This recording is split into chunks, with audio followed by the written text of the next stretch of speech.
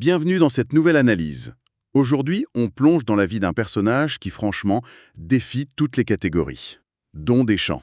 Ah oui, là on est sur un cas très particulier. Imaginez un moine bénédictin en plein XVIIIe siècle, donc le siècle des Lumières, qui développe en secret une pensée, mais une pensée si radicale que Diderot lui-même, le grand Diderot, finira par l'appeler « mon maître ». Et pour explorer ce parcours, on s'appuie sur une biographie qui nous a été fournie.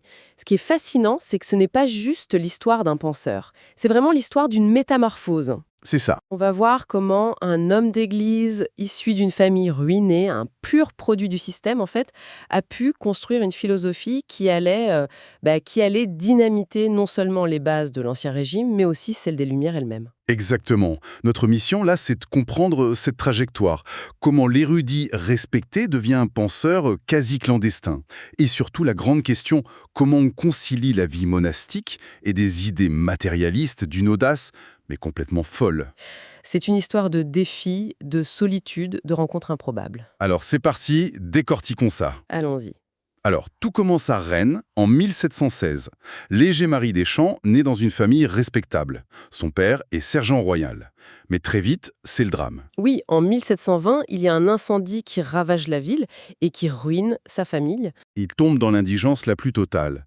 Et c'est ça, en fait, qui va le pousser à aller au collège des Jésuites, pour une raison toute simple. C'était gratuit. C'était gratuit. C'est là qu'on a un premier virage, un premier acte, disons, de rébellion intellectuelle. En 1733, il ne poursuit pas chez les Jésuites, mais il entre chez les bénédictins de Saint-Maur. Alors qu'il y a un violent antagonisme entre les deux, c'est ce que dit le texte. Oui, tout à fait. Les Jésuites qui l'ont formé, c'est l'ordre plus mondain, plus politique. Les bénédictins, eux, sont réputés pour leur immense érudition.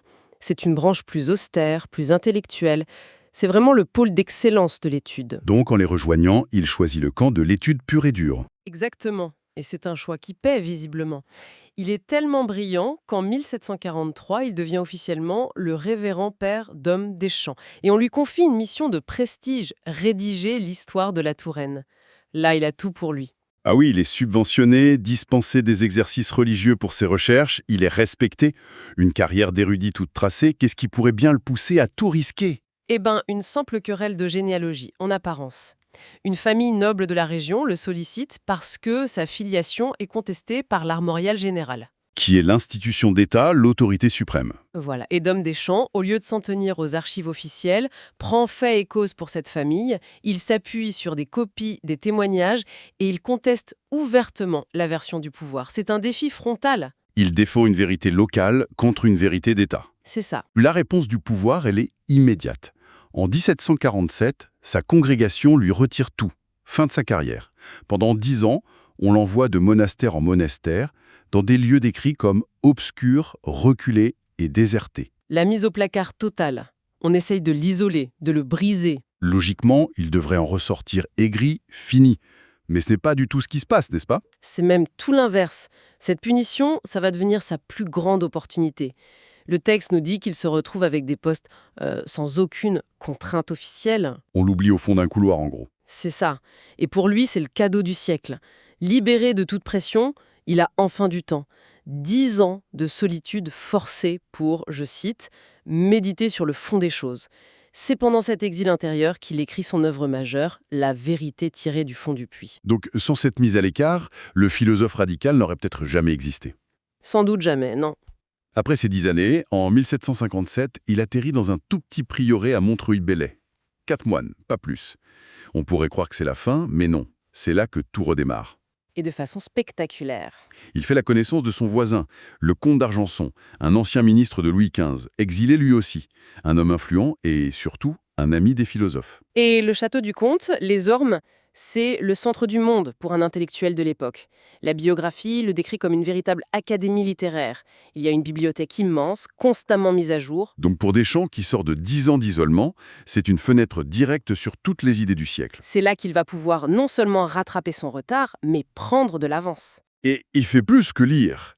Il se lie d'une amitié très forte avec le fils, le marquis de Voyard d'Argenson, une relation fusionnelle. Deschamps devient son confident et son maître à penser.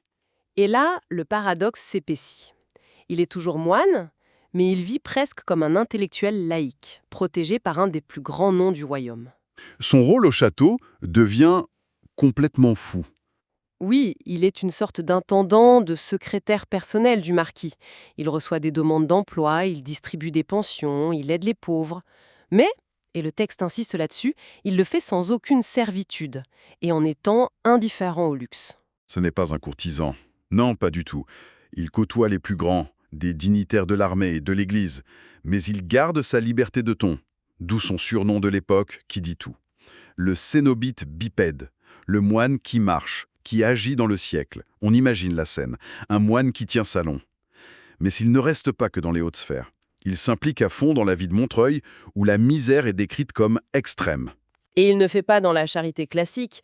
Au mépris des règles de son ordre, il invite des familles entières à manger au prieuré. Le prieuré transformé en cantine populaire, ça a dû rendre les notables du coin complètement fous. Absolument. Il va même plus loin. Il utilise l'influence du marquis pour faire de la ville une sorte de communauté autonome dont il devient l'animateur. Évidemment, les curés, les bourgeois locaux, ils voient ça d'un très mauvais œil. Il remet en cause l'ordre social. Complètement. Il dépose plainte sur plainte pour le faire partir, mais Deschamps est aussi un combattant. Il se défend avec acharnement devant tous les tribunaux. Ce qui est crucial, c'est qu'il teste déjà ses idées sur le terrain. Il n'est pas qu'un penseur. C'est un activiste. Oui. Donc, à partir de 1760, il a sa pensée, il l'a testée, et il a le réseau pour la diffuser. C'est là qu'il décide de se confronter aux stars de l'époque. Il fait circuler son manuscrit, La vérité ou le vrai système. Il commence par Rousseau. Et son jugement sur Rousseau est fascinant. Il lui reconnaît une vérité morale, c'est-à-dire une justesse dans sa critique de la société. D'accord. Mais, dit-il, Rousseau ne comprend rien à sa vérité métaphysique.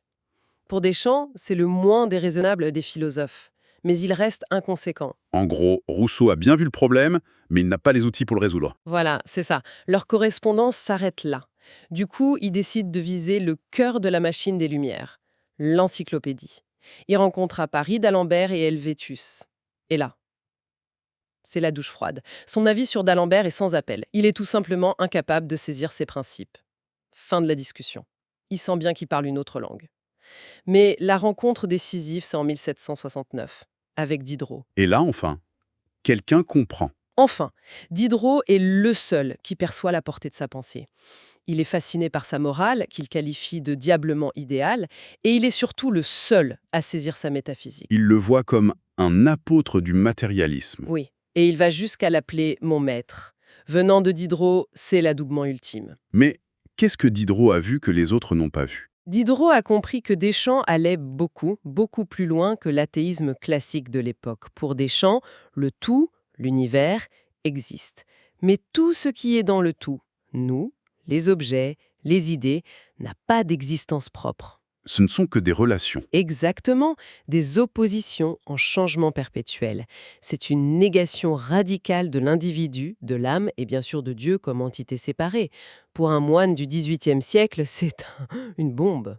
On pourrait croire que c'est le début d'une alliance intellectuelle incroyable. Mais non. Peu de temps après, Deschamps publie les Lettres sur l'esprit du siècle, où il critique violemment les philosophes. Il les traite de demi-lumière. Et ça ne passe pas. Mais qu'est-ce qu'il a pu écrire de si terrible pour que Diderot, son plus grand admirateur, demande la censure du livre? Il leur reproche de ne pas aller au bout de leur propre logique. Pour Deschamps, les philosophes ont eu le courage de se débarrasser de Dieu, mais ils ont gardé une morale qui, au fond, en dépendait encore. C'est-à-dire? Ils ont gardé l'individu, l'intérêt personnel, le bien, le mal. Deschamps leur dit « Vous êtes à mi-chemin. Vous avez détruit le ciel, mais vous n'avez pas encore osé réinventer la vie sur Terre. » Cette critique venant de leur propre camp était insupportable pour Diderot. C'est incroyable. Il se met tout le monde à dos. Et sa critique du baron d'Holbach, l'autre grande figure du matérialisme, va dans le même sens. Il dit de lui qu'il n'a pas la morale conséquente de son athéisme. Qu'est-ce que ça veut dire, concrètement? Pour Deschamps, si Dieu n'existe pas et si l'individu est une illusion, alors la morale ne peut pas être une affaire d'intérêt personnel, même bien compris comme chez d'Holbach. La seule morale possible, c'est de viser une harmonie collective, un état où les oppositions comme riche-pauvre ou maître-serviteur s'annulent. Il lui reproche de s'être arrêté à la critique de la religion sans proposer un nouveau projet de société. C'est exactement ça. Et que dire de son avis sur Voltaire, l'idole du siècle? Lapidaire, il écrit que Voltaire est un vieil enfant qui mourra dans les ténèbres, comme il a vécu. Bon. Voilà. Clairement, il ne cherchait pas à se faire des amis. Rejeté par les grands esprits, il se replie donc sur un cercle plus restreint. Et c'est là que naît ce projet, mais complètement fou. L'ordre des voyants? Exactement. Le Château des Ormes devient une académie de métaphysique et en 1774, il fonde ce cercle secret dans le but est de propager la foi riéniste. La foi riéniste. Ce n'est pas juste une provocation. C'est le cœur de sa pensée, c'est la foi dans le fait que tout vient du rien et y retourne, que l'existence n'est qu'un passage et que la seule vérité est dans le tout indifférencié. Un moine bénédictin qui fonde un ordre pour prêcher la foi dans le rien. Le paradoxe est total. Jusqu'au bout. La fin de l'histoire est aussi abrupte que sa pensée. Dom Deschamps meurt en 1774, à 58 ans à peine, avec, nous dit la biographie, la santé ruinée par l'étude. L'ordre des voyants, lui, ne survit pas. Mazet a eu la présence d'esprit de copier ses manuscrits. C'est ce qui a sauvé son œuvre de l'oubli. Que retenir de ce personnage alors? Une vie de contradictions assumée. Le moine matérialiste, l'homme de réseau qui critique les puissants qui le protègent, l'érudit qui défie les institutions. Et un philosophe tellement en avance que même le siècle des Lumières, le siècle de la critique, a préféré le faire taire plutôt que de l'écouter. Et pour conclure, une pensée à méditer. Son œuvre principale était, selon le texte, faite pour être dédiée à l'humanité. Et il voyait le grand mérite de Rousseau dans le fait de nous montrer l'extrême besoin que nous avons de changer de mœurs. Oui. En repensant à son action très concrète à Montreuil et à son étrange ordre des voyants, on peut se demander si son projet ultime n'était pas seulement de penser, mais de construire une société radicalement différente. Maintenant qu'on entrevoit sa vérité, à quoi pourrait bien ressembler un monde fondé sur elle? La question reste vertigineuse.